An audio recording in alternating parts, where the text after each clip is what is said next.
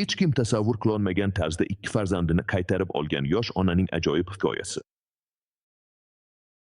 Hokimiyat organlari Jidda va Makka shaharlaridagi 2 alohida masjiddan shaxsini aniqlay olmagan 2 bolani topdi. Bolalar uylari soni esa ortib bormoqda. Ulardan biri bobosining uyiga olib borildi. U yerda mutaxassis bolani uyda yashayotgan boshqa bir bolaga juda o'xshashligini payqadi. Kasalxonada tekshiruvdan so'ng ular egizak ekani ma'lum bo'ldi.